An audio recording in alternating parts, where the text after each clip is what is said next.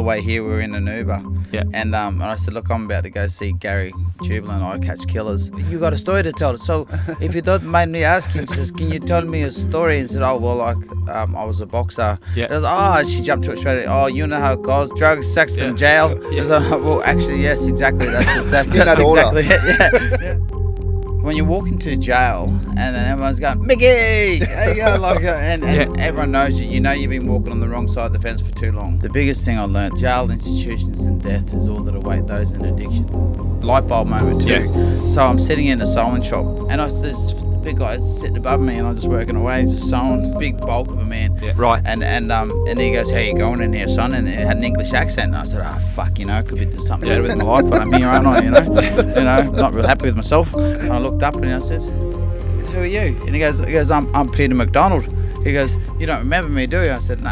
He goes, I met you in Vegas in 2007. I trained a young fella by the name of Ricky Hatton. Yeah, I said, huge get stuff. fucked. I said, what are you doing in here? And he goes, more to the point, what are you doing in here? And other people would see me talking to him. Oh, look at that dog. You're talking to a correcting service. Who cares, whatever. And then after a while, I sort of built up the confidence and I sort of said, I've got to go before a judge soon. I think it'd be really good if I had a reference from. He said, leave that with me, son.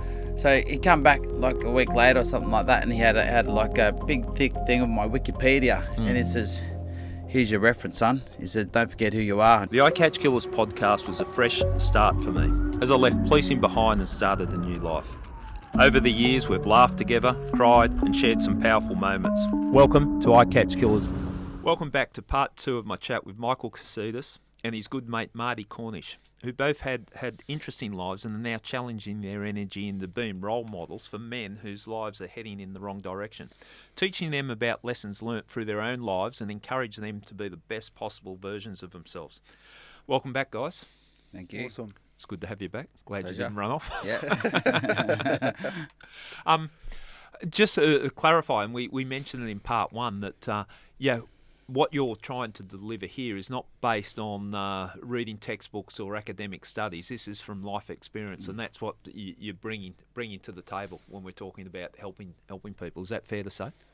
Yeah. So basically, Marty unpacks the information from my mind. So we'll be having some conversations, and he's like, "Whoa!" He goes, "You're so intelligent." He goes, "How do you, And he says, "How do you know this or how do you know that?" And I'll just say, "Well, at this point in my life, I went to Vegas and this happened and I did this and that." And he goes, "Look, I'm just going to unpack this and put it like, we're going to write some notes." And then we'll take some notes. So then what we've done is we've recorded all these experiences that I've had and then put them into textbook, into modules, training modules. So whether it be basics from A to B in boxing or whether it be with your mindset. And confidence and things associated with that. And then he's just got it all documented and recorded. So now you've got people all over the world who want to know what Michael Katsidis has been through and how he did what he did and how he achieved what he did and what mindset he adopted to achieve such things. Yeah. They can do that themselves from home. Yeah. And like the boxing, and I get into trouble here on I Catch Killers because I tend to lean into boxing stories, but it's amazing how there's an interlope between the criminal world that I understand and boxing. But the thing about boxing, if you strip it away, it can be another sport, a completely different sport, a different passion, a different interest. But what you get, and I'm asking you, because Michael, you're in the thick of it, so this is from Marty looking outside, that boxing does teach life lessons in that you get rewarded for the effort that you put in. You can step in the ring and you can be fear. How do you overcome the fear? How do you overcome adversity when the person's on top of you? That type of thing. Would you agree with that? Why it's a very simplistic view of it, but it does teach life lessons. Yeah, well, the interesting thing was, before we started on this journey, or as we did, I thought that a lot of the people that would come reach out to us would be more about the boxing. Yeah. And the thing that I'm really loving, it's more about the mental training, the mental toughness side of it. Yeah. We've got guys that have had a first loss, and now they've lost their confidence has gone. Yeah. And they're coming to Michael going, "Look, I've lost all belief in myself." And then we've got people that aren't into boxing that just want, because he was renowned for this warrior, for some of these stories we can maybe touch on. So it's more, I look at it through a lens now of this these modules, because it's backed in a lot of sports psychology and psychology, and that's how we've structured it. And we're really building the person. Like Michael's going to do the boxing on another kind of course. Yeah. But the main thing we're focusing on right now is the Bulletproof Mindset program. Find your best. Yeah. And I look at it through that lens of it's really applicable to a corporate, a high achieving corporate person. And what we've done, like say for example, one of the modules is called, say for example, like focus.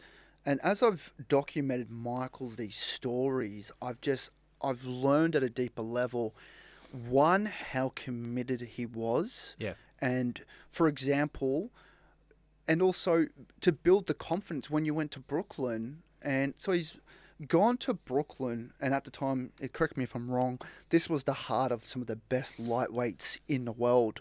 So before he went and fought Graham Earl in the UK, they went into the training camp over New Year's Eve in Brooklyn. And I'll let Michael tell the story, but the sparring that went on, and you're a little bit kind of, there were some big guys there. Okay. So when you walk into a gym, and it's called Gleason's Gym in Brooklyn, it's one of the most famous gyms in the world. It's a tough guy gym. Yeah. Oh yeah. Like on Wednesdays is the main sparring night. These guys, they get so passionate about it, they're like fighting out in the street. Yeah. There's big dark dudes, big Mexican dudes, and big white guys, you know, like wow, and just mix it in together, and the whole place is just roaring. They've got like 8 different rings in this massive big area, and we'd walk in there, so hear the skipping ropes going, the speedballs going, the guys getting bashed up and beat up, and guys, come on, you want to show me something? Come on, like, there's all this fighting going on. And so we just went in there, g'day mate, how you going, you know? Yeah, not bad. Yeah, it's good to meet you, you know? And there's a guy called Hector over there, and he said his love to me. It was actually good. Someone told me that they ran into him, and he, you know, we went into this gym, and it's an intimidating feeling, right? Yeah, so we've gone in there, and we started training, and we earned our respect in that gym. Yeah. We earned our respect, and we started working our way up. There was one guy who was a Polish guy, and he emulated. He looked exactly like the guy I was fighting in Graham Earl in England on February 17, 2007. Yeah, when I won my first world title. So that's the guy I was preparing to fight, and this guy was a bigger, solider, more solid version of exactly like him. Yeah, and he was just like knocking everyone out. Like, and there's big wars, and he was like the tough guy. You know, he's always marked up, and so Brendan's gone up to his trainer and said, "Hey, do you think we could get like do 8 rounds with your boy on next Wednesday?" And you know, and he goes, He goes, "We'll see how you feel after 2." Like this, you know. So I'm intimidated. I'm just sitting here. Yeah, we'll see how you feel after 2 rounds. You know. So I've just been prepping, and in boxing, watching to help build with your confidence. Yeah. And people can use this as a bit of an analogy. You need to have a kill. Yeah. So you need to execute. Yeah. Okay, so he was the perfect guy. He had a bad attitude. He was the perfect guy to execute the kill against. So basically, in my mind, if I was to win my world title, I had to beat this guy. I had to give this guy a good beat down, you know, and so like we were like really doing the hard work. We were staying in this big old cold house at Brooklyn. It was 6 levels high, and we just scored it somehow for really cheap. We're staying in Brooklyn. We walk all these stairs every day, go all the way up these stairs, through these subways, change subways, go these stairs, and we go to the train, do our work, and it's just meticulous. Yeah. And I had this one goal mindset in mind that I had to beat this guy. So then that meant that I could win the world title because he was exactly like the guy I was fighting. I knew how to do that, and I sparred this guy. And I fucking wrecked him after 1 round. Yeah. You know, I wrecked him, and the whole gym just stopped. Yeah. And they looked. They loved us. We were welcome. To get respect in that environment. Now, you reference the Rocky movies. So I think when Apollo Creed takes him back to fucking wrecked him, mate. And I belt him from arsehole to ear, mate. And I'm telling you, like to this very day, is like, what is it now? 24 years later, 20. I'm still getting like. No, less than that. So 15 years ago, but like I was still getting messages from people over there who were there and then, you know, and Yeah, Bruce Silverglade is the name of the owner. Right. Hopefully he's still alive.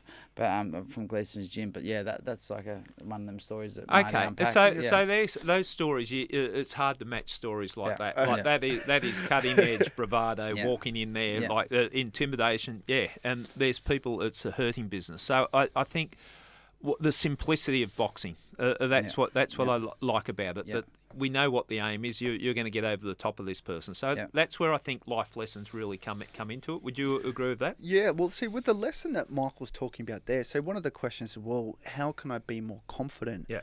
And even in psychology, they have a thing called exposure therapy, where we've got to expose ourselves to the thing that we're afraid of to build the confidence.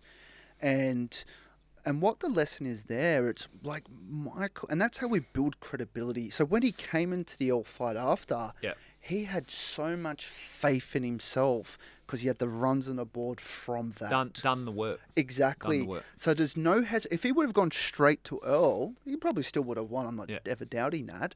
But do you agree that in that you're like, I've already fucked up old mate in Brooklyn. I'm ready to roll. You've done everything you can. I think the nerves, and it doesn't have to be boxing. It can be anything. You're preparing for an exam. You're preparing for a podcast. Exactly. You're preparing to give evidence at court. That was a nerve-wracking. Yeah. You guys asked me, am I nervous before the podcast? Yeah. I get nervous before the podcast because I care about the podcast. Yeah, that's good. But it's good. Where I feel comfortable, I know I've done the prep. I know I'm ready, and that's what you got with that experience. That you've done the preparation, and you're ready to go. I've got to say, that's where boxing is so much like life, because there was no worse feeling when you're walking out to that ring in front of millions of people all over the world, viewers all over the world, and the tens of thousands that are in attendance. Yeah. And you're walking out there and you didn't prepare properly. Yeah. And you're walking out there. So it's not just like it's just like a nervous energy. It's like a fucking worried energy. Yeah. Like, because you haven't done it right. But so you look at it. Look at the flip side of that. Okay. So when I went to fight Graham Mill,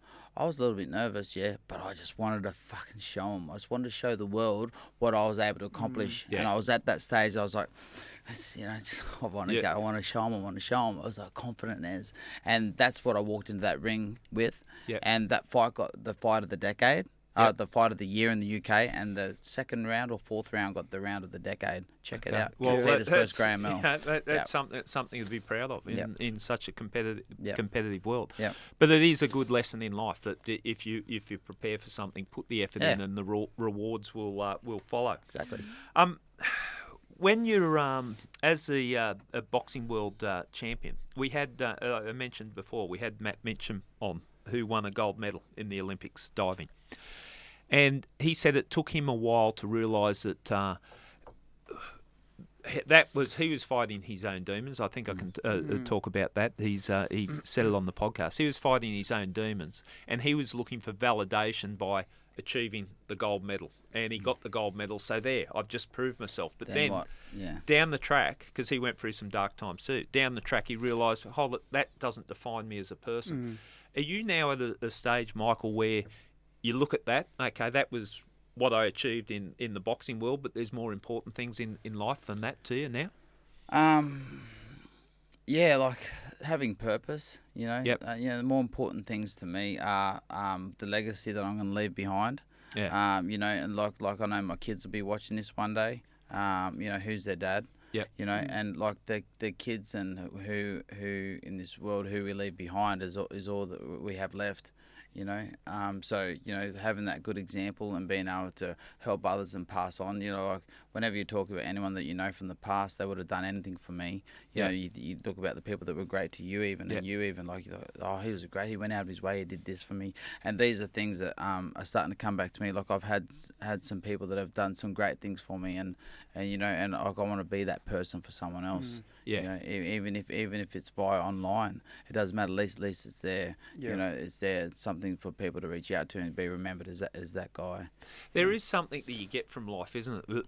Putting in, and you could call it random acts of kindness, just helping people, being a good person. It does validate you, make him feel better about yourself. Like it's not you're making the effort to help someone else, but it does help you in life. Marty, just with your situation, when you had the business, and then you thought, I'm ticking these boxes, but I'm becoming in what wasn't your words, I'll say it, correct me if I'm wrong, but you were becoming a bit of a dickhead. And Yeah. had to flip it. What steps did you do to adjust the direction your life was going in? Well, I was humbled, you know, and it really comes back to, I believe you said Matthew, the Olympian. It's seeking validation from external things to make ourselves. And that's what I was doing. Is seeking validation from external things to go, look, I'm not this guy from Housing Commission anymore. I've made it. And, you know, now that's like you seek validation, you know, as Nick Saban, one of the best college football coaches there is, says, you know, focus on the process, not the outcome on what it takes to be successful. Yeah. So to validate yourself with the work and the man you're becoming in the process, that's where the confidence comes from. Yeah. And it's even like, you know, when you put the validation on external things, you're losing all the control and power. Yeah. You know, because there's a lot of things out there. There's only really 3 things we can control. Yeah, but you're quite right. And there's things that are out of your control. But you might aim for this and miss, but it doesn't mean that you haven't put in the best effort. Yeah, and, you know, so we can only control. So if I'm controlling, you know, how I'm showing up every day, my habits, what I'm working towards, am I being a good person for myself, as Michael's made some great points on, then because if I'm taking care of me, then I'm great for my family. Yeah. And then if I'm great for my family, then I can be a productive member for the community. Yeah. And to me, that's what it's about, healing ourselves first, and then paying that forward to help the next man. And that's whenever I talk about my life or being sober, and I have nothing against people who want to have a couple of beers. Like I love a beer. Yeah. You know, I'm just not drinking today and at the moment. I'm speaking for the guy that's self-medicating right now, that's fucking knows that he wants to quit. Yeah. And that's who I'm speaking to. And because once we overcome that, you know, that's when life can start. Yeah, I believe. Okay. All right, let's get into I think there's been dozens of movies made about it, but the world boxing champion going into prison. Yeah. Talk us through that, because people, you walk in the yard, people know who you are.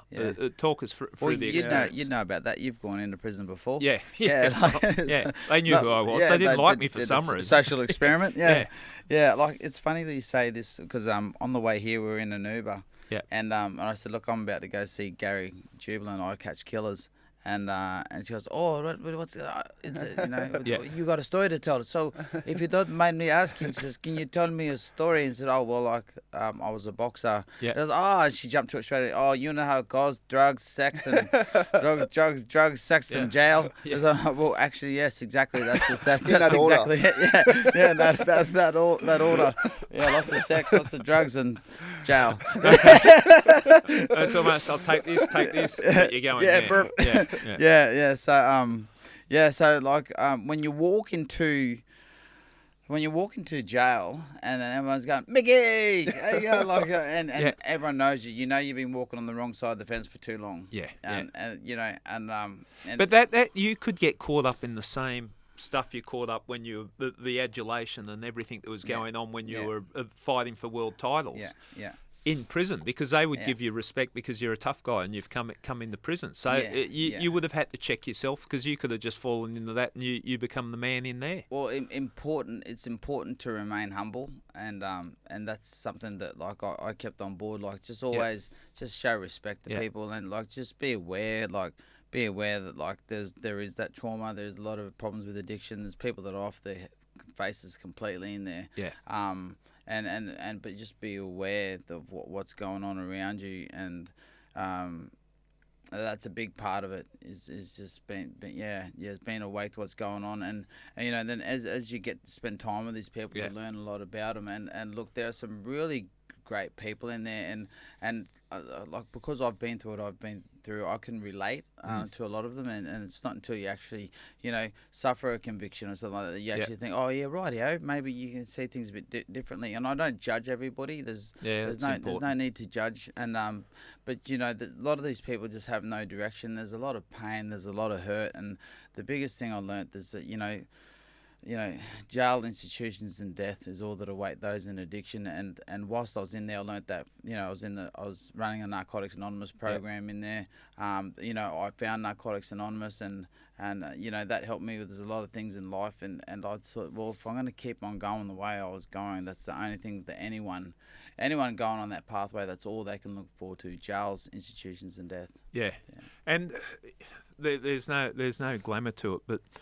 When you go in, were you targeted because of your reputation? So anyone want to make score their reputation by taking you out? Or how did you find the time there? Not really, because I was always very polite and humble to people. So you didn't go in there with an attitude? Not at all. And I could understand where people were coming from. Look, people weren't really people aren't. People look. Got to understand, people at the lowest point of their lives when they're in there.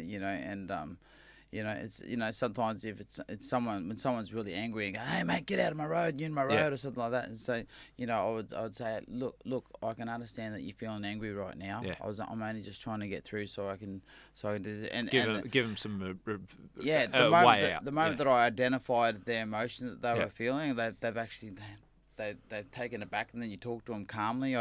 I never fueled the fire with fire. So sometimes I could see someone starting to have a bit of a go at me. I never fueled that fire. Okay. I just let it go. I just let it go, and then let my ego go as well, because I didn't. That's an important thing, because your ego, part of it would be, well, fuck you, I could take you, but you had to check that and. I actually did have a guy that because look, I had 14 cracks in there and I had 14 wins, but they were all behind doors, so I never got put in lockdown because of it. But there were things that had to happen. Like there's just like in a unit with someone, and then they bring it on. It's just like an attitude adjustment. But basically. I did have a guy right in front of everyone else said, you want to put me on show in front of people like this, but it was my ego that started it to begin with, because he kept on saying, hey, in front of everybody, hey, you're world champion, so if I beat you, does that mean I get to get your world title belt? And I just stewed on it for 24 hours. The next day I spoke. The next day I was just sitting there playing cards, and I said, mate, it'd take me a minute to beat you, then I'd be hanging out of you. I said that in front of everyone. He goes, oh, so he got put on show and his ego was hurt. And I thought, here we go. I'd let it out of the bag, and he says, all right, yo, I'll come and have a crack now. Let's go now, yo. We're going to Nebraska, And I said, oh, look, mate. I said, look, I want to go make it back down the res. I'm already in the bad boy books. I said, go on Nebraska. If I'm not there in 5 minutes, just start without me. So I gave me a life, mate. It's all ego, I already had him a bit. I said my piece, and I should have let it go, but like that wouldn't even have got to that if I just let it go. Like, let him have his little say that he wants to do, and let it go. No, it's interesting, because I wonder, because I know in that environment people will want to take you on and build a reputation, exactly how that bloke spelt it out. But so you had to adjust your ego to get through that. That's all it is. You did what you had to do when you needed to, but adjust your ego. As a young guy, like I first got in trouble with the law many years ago. I hit someone with, I got charged with assault and pleaded not guilty, got guilty. I had to do 8 months jail. And the first guy that I fought in there, I absolutely wrecked him. He was 110 kilos. He was in there for killing a copper.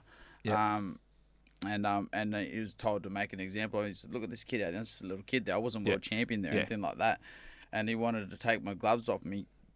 And I said, no. I said, look, you can use my gloves, but you can't have them. He said, no, I'm saying they're mine now, Chines. And he's come at me, and I've knocked him out first hit. But I've had to knock him out 5 times. He kept coming at me and coming at me. He was so big. He was like 110 at least. And what were you weighing at the time? I would have been 65 kilos.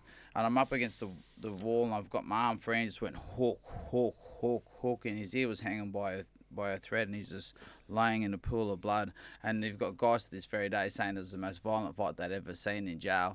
But that was a young ego guy. Like, I was a young guy. One would have been enough, but I had an ego, and I wrecked him. And look, I could have been facing more charges, or anything could have happened, and it was unnecessary. But that kept me away from any more drama. Going in there a bit older, guys got a bit of an attitude adjustment here and there. Like, I just needed to pull my punches. And so I just didn't go on with it or anything like that. Just a bit of a, just... And that's the difference from when you first went into the second time, a little bit wiser. Second time, last time. Yeah. I was just saying. And then tell us about the fifth, sixth. No, you've learnt your lesson here. You've got to sign the form. You're not going back in after you appear on I Catch Killers. We have had a few go back after, but anyway. I've got it. Touch wood. So, but I've got to tell you, so I'm sitting this is a goosebump moment that I had when I was in there. It was a light bulb moment too. Yeah. So I'm sitting in a sewing shop, and there's the big guy sitting above me, and I'm just working away, just sewing, making the prison shorts and shirts, and he's looking up. He's got these big guy, piercing blue eyes, big bulk of a man. Yeah, right. And he goes, "How you going in here, son?" And he had an English accent, and I said, "Oh fuck, could be doing something better with my life, but I'm here, aren't I? I'm not real happy with myself. I was just working away." And he goes, "I know." And I looked up and I said, "Who are you?" And he goes, I'm Peter McDonald." He goes, "You don't remember me, do you?" I said, "No." He goes, "I met you in Vegas in 2007. I trained a young fella by the name of Ricky Hatton." Yeah, I said, "Get fucked." I said, "What are you doing in here?" And he goes, "More to the point, what are you doing in here, son?" Like, it's like, Yeah. And he used to look after the guys in protection, and he'd always come through to the mainstream, and he'd talk to me, and then he'd go and just come in daily and just check on me and that. Yeah. And other people would see me talking to him. "Oh, look at that dog," and stuff. Like, because you're talking to a corrective service. Yeah, who cares? Whatever. Yeah. Anyway, but he'd come in, he'd talk to me, and he'd check in. Then after a while, I'd sort of build up the confidence, and I sort of said, "Hey, mate, so look, I've got to go before a judge soon. I think it'd be really good if I had a reference from someone in here saying that, look, I'm doing the right thing." Yeah. And he said, "Leave that with me, son." So he come back like a week later or something like that, and he had like a big thick thing of my Wikipedia, and it says, "Here's your reference, son." He said, "Don't forget who you are." And just handed me that because we can't get access to printers, and handed me the papers, and I was like, I had this like goosebumps, I was like, he said, "Don't you forget who you are." So was that a wake up call, that type of comment? Because this is your reference, mate. Don't forget who you are. Because you could lose your way in there. So the thing that you would say to people that think, okay, well, that's the price I'm going to pay if I'm going to live the gangster lifestyle or the bad boy lifestyle. I'm going to end up in prison. Yep. But there's no joy in prison, is there? No, there's not. There's not. Like people can look as far as they want. They get deep as far as they went. But sometimes the human mind is an amazing thing, and some people have to adjust. But you don't want to be in that position where you have to adjust yourself to being able to enjoy being locked away. Look, these days, if you're not considered to be well behaved, you're in the blocks, and in the blocks now, minimum. Everyone's locked down 20 hours a day. Yeah. You get out for 4 hours in a small courtyard where you walk up and down. It's a shit place to be. It ain't a life for anybody. It's you don't want to go there. It's a strong message. Yeah, and it's good to hear from someone that's been there and someone that people look up to and respect. That that's not the place to go. Is that something you see working with Michael and doing the stuff that you do with Michael? He can give that experience. 100%, and I feel like it really comes back to, I remember being a teenager and idolizing certain things. I grew up, really idolizing rap music, and it's like it's who we look up to. Yeah. If it's really kind of changing the philosophy of, our role models. Yeah. It's like, with Michael, he will tell you, like, I remember we were sitting down one time having a sausage roll, and he was telling me a little bit about some of the stories, and he said there's a lot of hurt in there, there's a lot of pain, you know what I mean? And it's like we really get to that. And I know, like, the young teenagers, and we're really looking up to, the hip-hop, and then it's like they feel that they've maybe got to go to prison and earn their stripes, but then guys that have been there will tell you that it's no place. Yeah. You know what I mean? You don't it's changing that kind of outlook that we have. And I think we need people like Michael. I said I've got people in Queensland and politicians keep talking about the problem, but no one that I see, it's about taking action. But it's the people. There's no point for a random politician or someone to speak to a teenager because they're not going to reach them. Yeah. 100%. If they speak their I think life experience carries a lot. Like people, if you're those young, reckless guys, you're not going to be listening to someone you don't respect, and you're respecting the wrong people. But if you respect someone that says, no, this is not the path to go. There's in prepping for this, there's something that you have said, Marty, and I'll just read it out and we'll discuss it. You've said that you're finding purpose, encouraging men to find their best again, healing themselves, developing new habits, finding purpose, being someone they're proud of and their families are proud of, and becoming productive members of society. Is that the end goal of, if people come into contact and the advice between the two of you, pointing someone in the right direction, is that the type of thing you're hoping to achieve? Essentially, we'll get somebody that comes to us at the moment, and they want to go to that next level in their life, and they identify the roadblocks might be drinking, it might be self-belief. So our whole mission, and like I say to the clients we work with, we don't succeed unless you succeed. And I've learned that what gives me purpose is trying to help that person, because I know what it was like being in that. And when I didn't have a vision for my life and I'd lost faith because I thought things were never going to get better, man, that's when, suicide ideation and things like that happens, because we don't have that reason to move forward. And that's what it's about. I feel like giving young men, a vision of what they can potentially, if they really went for it, if they cut away the alcohol, if they got around the right people who actually want the best for them. And like I said to you, Gary, another time off camera, like some people that have, broken the law with some very sophisticated supply chains, as somebody that does a lot of supply chain and business, I'm like, that's fucking intelligent. I wouldn't even, you know what I mean? Like, they're fucking smart. They put their energy towards something, a decent occupation. It doesn't wreck the societies. Like you could do that to a legit, they're valuable skill sets. And it's just not taking that quick buck. It's that coming back to the process. And it's changing the way of when I was being a dickhead or a wanker, it's because I was looking up to the women, the cars, that's what I thought was cool. And examples of people, and without identifying them, but just the sort of circumstances where someone's made an adjustment to their life and it's pointed them in the right direction. Can you give them the example? Yeah, there was a gentleman who we've been speaking to on Instagram. He messaged out, and this is what I find really fulfilling. Because he's smoking weed a little bit, he's drinking here and there on, every couple of days. And, he used to be quite a handy amateur fighter. But his life turned 33, stopped believing in himself, and just let these bad habits. And I remember speaking to him, and I just said, we've got to. I said, first thing, bro, we've got to remove the vices. That has got to go. If you really the thing I do, I said, what do you actually want to go? What do you want to accomplish? And then when we work out where they want to go. And then we go, okay, well, what are the roadblocks you're facing? I said that I would advise, when it comes to more boxing related stuff, I would advise Marty giving an example and just asking, Marty, we need to ask him what he really wants to do. Does he really want to be a boxer, or does he just think that he wants to be a boxer? Because if you want to be a boxer, there's a prerequisite that you have to do this maintenance program that we've got for him to do every day. He's got to get up and he's got to do that. If he doesn't do that, he doesn't really want to be a boxer. So ask yourself that question first, and if not, we can consider something else that you can get into. It's clear.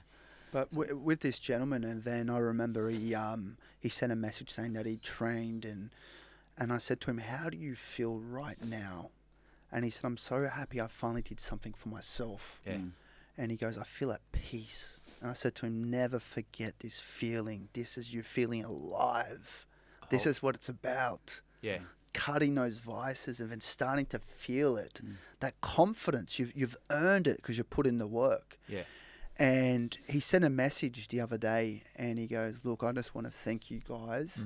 He goes, I haven't felt this fucking alive in a long time. I've cut the weed, I've cut this.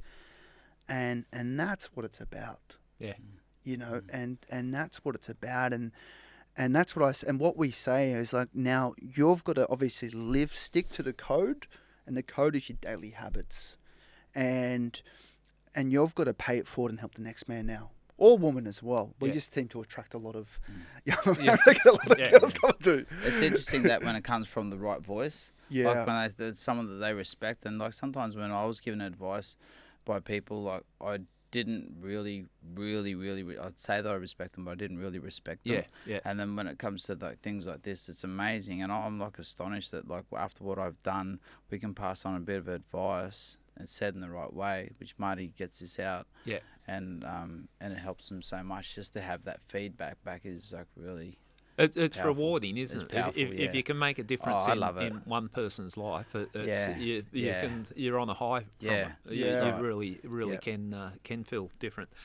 With you, Michael, something that has you've said, you want to heal yourself. Yeah. Sharing your message to educate and empower men to find their purpose, build a bulletproof mindset, and accomplish their goals. So, just breaking that down, like healing yourself. Are you on you're on the path to healing yourself? I'm always healing myself. Yeah. And it's a lifelong recovery. It doesn't just something that you decide to stop tomorrow. Yeah. It just goes every day in, day out. You know, the recovery program is something you need to, you know, the slippery behaviors. There's things you can learn this all through Narcotics Anonymous or Alcoholics Anonymous. Yeah. You know, like I find it hard to attend meetings all the time, but it is important to go in there to stay in check.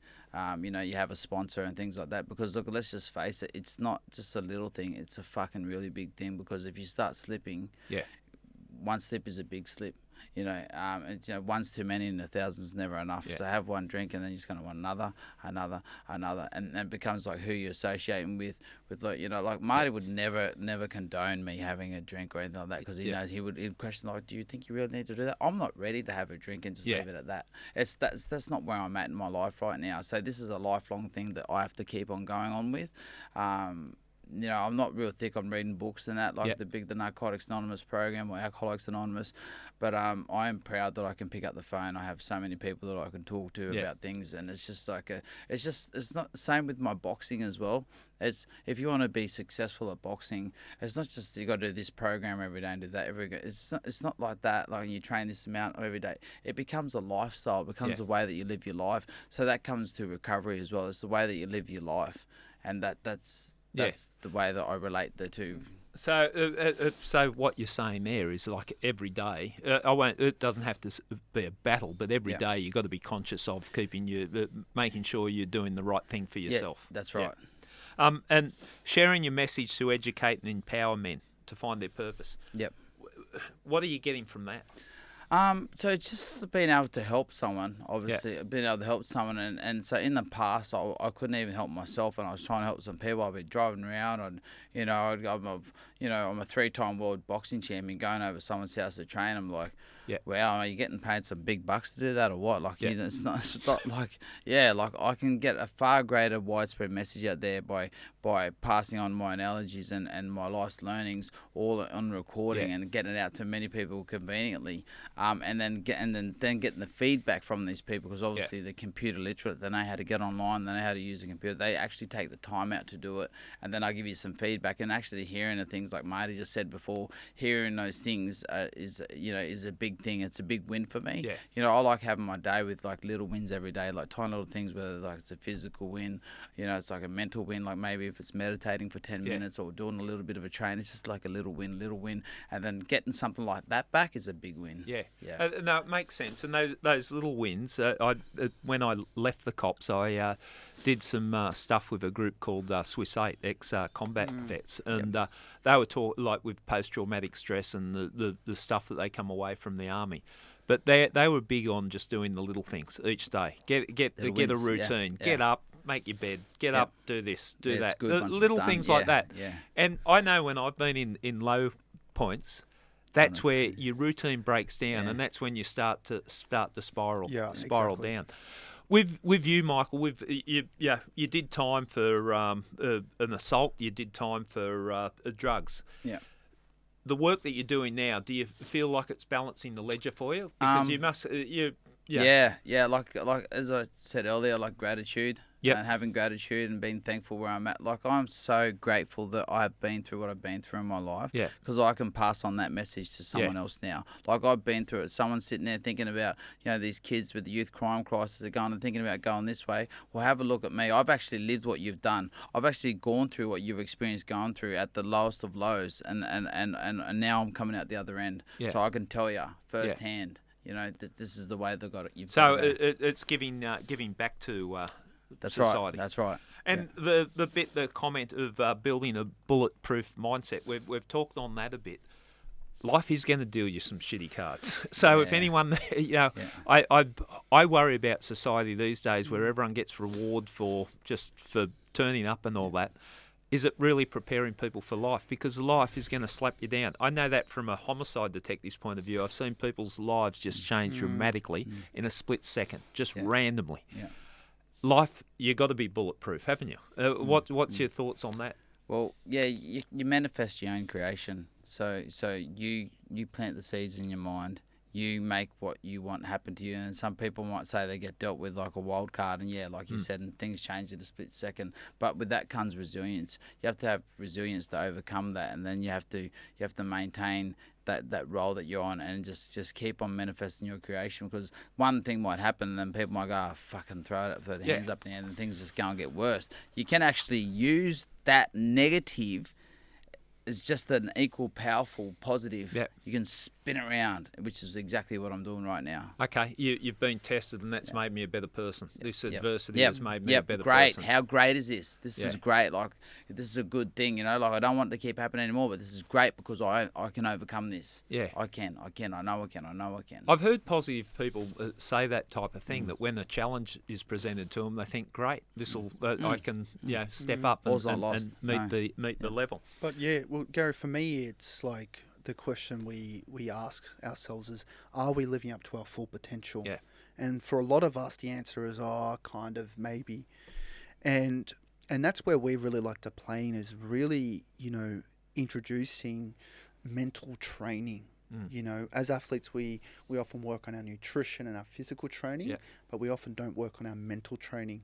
And that's what we're doing with Michael. Like, we've really unpacked the principles from his journey as an elite athlete, and then applied them to life lessons in sports psychology and psychology in general.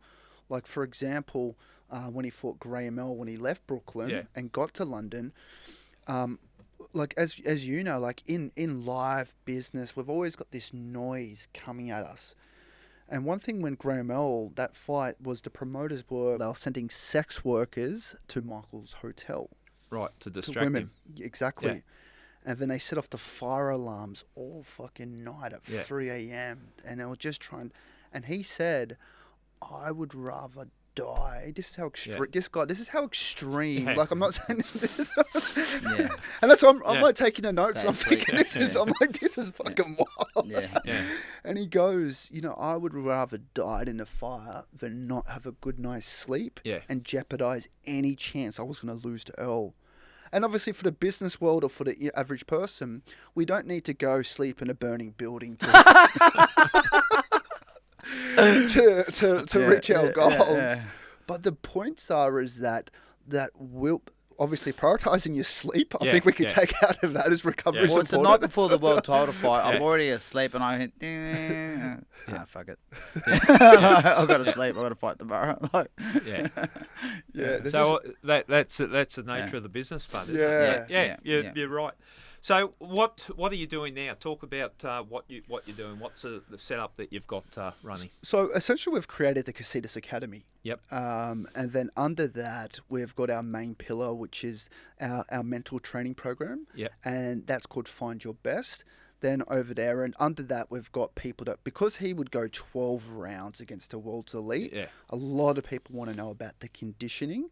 So we've got the conditioning now, also his run program as well. Yep. And he wants the fitness.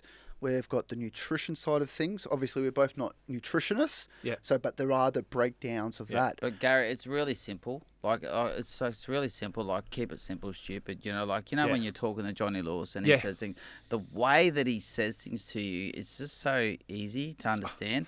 And there's a saying that goes like stupid people make easy things look hard, but intelligent people make hard things look easy. Yeah. And it's just the way that it's not rocket science. Boxing, it ain't rocket science, No. but it's just amazing when you taught the specifics and how to do things properly, and that's what I do. There's a blueprint of my life's learnings, all put into document, all documented and recorded for other people to have for themselves, so they can learn it. And that's why I'm thankful with Marty. He unpacks all that information exactly how he's saying. Well, what I think you guys bring to the table is you're keeping it simple, and sometimes the most important messages are very simple. And when you're told it, you think, well, that makes sense. No-brainer. Yeah. I know that. But Johnny's very good at that. Yes. Yeah, he can Love keep your right hand up. It's not you've got to do this and do that. It's Just just give you the very old simple. Occasionally. Just and when he has to do it so many times, hey, slowly you start to learn. But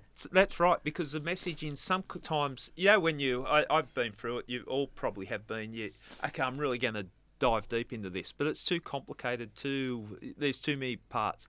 The lessons I learn are the simple lessons that are explained in a simple way, and it just sort of hits you and go, yeah, okay, I get it. As you said, keep your right hand up, slap, right. And that one time when he goes to hit you and you catch it, muster, I got you, like, But sorry, Gary, just on that, one of the real benefits are, so we launched a program in September. So basically, any student that comes on board or that comes work with us, so they're going to be getting an onboarding call with myself, and we're going to be getting really, really clear in getting them set up for success. Then Michael's going to be doing live. We're going to do live. They come into a private community. Yeah. So new software that we're using. We don't own the software, and it's like a Facebook but for learning. Yeah. And Michael's going to be very hands-on. And this isn't, hey, just go watch these videos. Yeah. We're doing it with them. And we're holding them. There's going to be accountability, and we really work out where these men want to go, and they're going to have access to an Olympian, a 2 times world champion, or 3. Yeah. And then with my experience as an ultra marathon runner, served in the army and an advocate for personal development for the last 12 years, because I really feel the real value is actually getting access to Michael. Yeah. And we can talk about when people go, well, Michael, what was your mindset like when you walked into Brooklyn? Like, what were you thinking with your self-talk? Yeah. And that's where we really want to, but it's in a really organized modules. And as I said, we've really worked out based on the sports psychology. Yeah.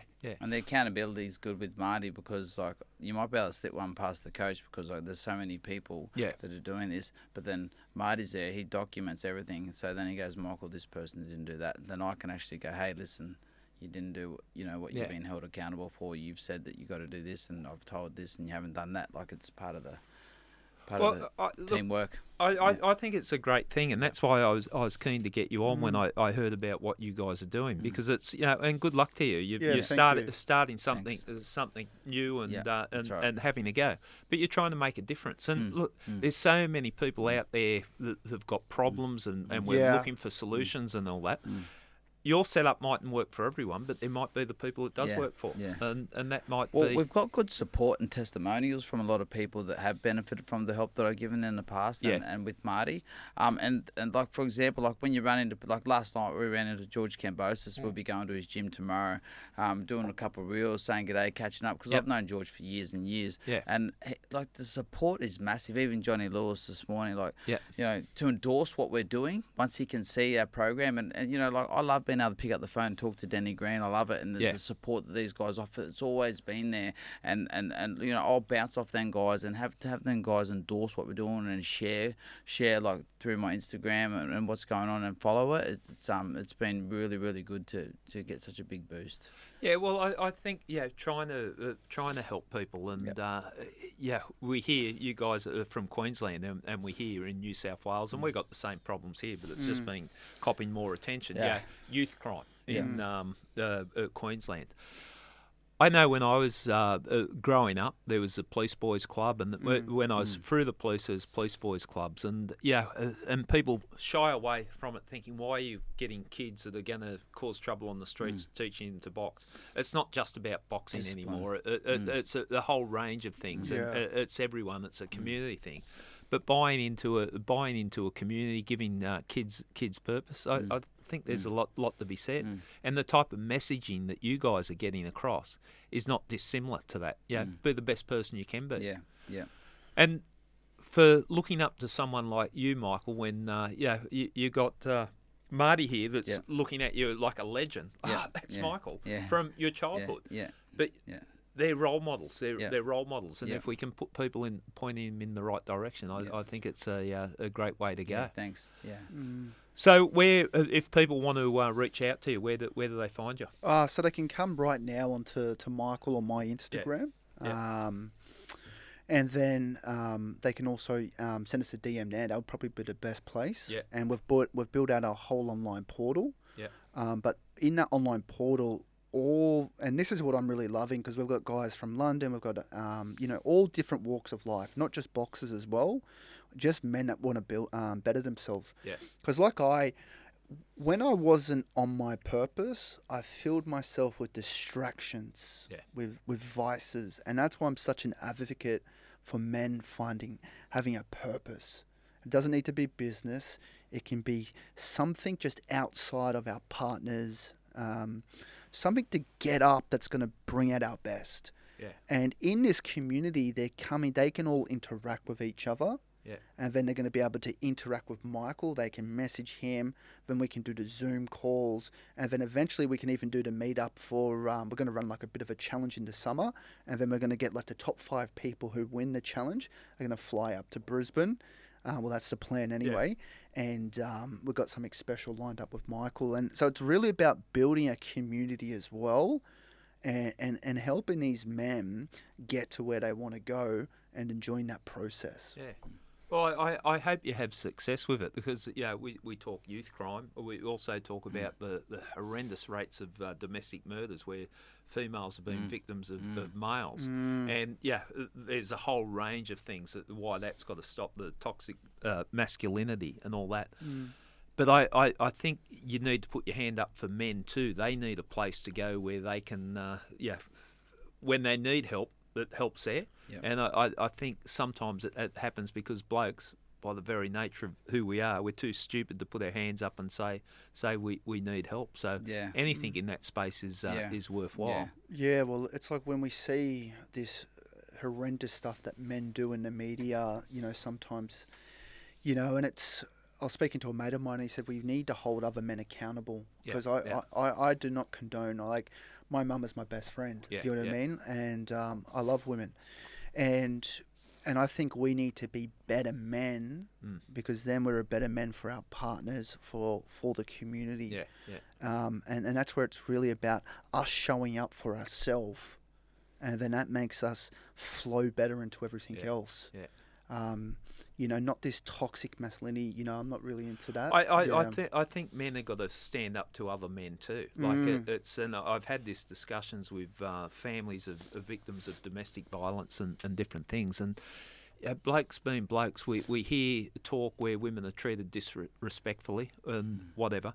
These blokes need to be called on it. And if someone's, if you think someone, it might be a friend, it might be a family member, that there might be some domestic violence from a man to a female, well, it's up to us men to stand up to that man and say it's not on. Well, part of our mission is to empower men to speak up about the stigma surrounding mental health. It all starts there. There's some issues, so the sooner you can get onto it, the sooner you can deal with it. Before it gets out of hand. Well, your situation with your when you were sexually assaulted as a child, but also with your brother's death. It's all linked. If you put all the work in there at that time, maybe you wouldn't be carrying so much that you're carrying. So it's about and you see that with the army. I saw it in the cops, that blokes are struggling, but they're not going to put their hand up because it feels like weakness. 100%. So because as you know, Gary, we were talking about off camera one time, and all these things are kind of interlinked with youth crime, mental health, domestic violence. It really comes down to, because Because when we're, taking control of ourselves and feeling good, I know I'm my best version of myself when I'm not drinking, I'm not partying, I'm in the gym and I'm doing my morning routine and everything flows from there. And it's like the mental health crosses are like with the youth crime. It's like, well, if these guys are running the streets, why are they running the streets? Yeah. What's their home life like? You know better than anyone with that kind of stuff. Like, if they're in a dysfunctional household, there's no stability. So they want to be on the streets. Maybe shit's happening to them in the fucking household. Yeah. We don't know what's going on there. You know what I mean? Yeah, it's being able to access these correct support services that are available. Some people feel like there isn't any other options and there is no one to talk to, but there are services available. And it wasn't until you got your back to the wall and you really are searching for something that you can find it. But it's there is ways and ways for people to deal with things. Yeah. All right, guys. Well, look, I've really enjoyed the chat, and I appreciate your honesty and openness, talking about your own lives and what you're trying to achieve. And I like what you're trying to achieve. And as I said, people need help, and if it's the right fit for people that are finding you guys, great. Yeah. So, thanks for coming on iCatch Killers. I really like it, and meet and Johnny's lined you up for a training session with me tomorrow. Oh, Jesus, 5:30. Yeah, be kind to me. I've got to come back. I've got to come back next week to record a podcast. We'll do some sparring, or no? We get the glove. Let's just be kind to each other. Let's share. It's a love day today. Share the love. Hug it out. All right. Well, thanks very much, and all the best for the future to both of you. And I like what you're doing. Thanks for having us. Thank you for having us on, man. Appreciate it. Thank you. Cheers. Well, as you know, I always enjoy talking to those boxing types, and it's good to sit down with Michael Katsidis and his good friend Marty Cornish. But more importantly about their boxing, I like what they're trying to do with their lives now and point people, help men, make better people of themselves. And they haven't got the academic qualifications, but they've got the life experience. And I think they're a powerful team together, and full credit to them what they're trying to achieve.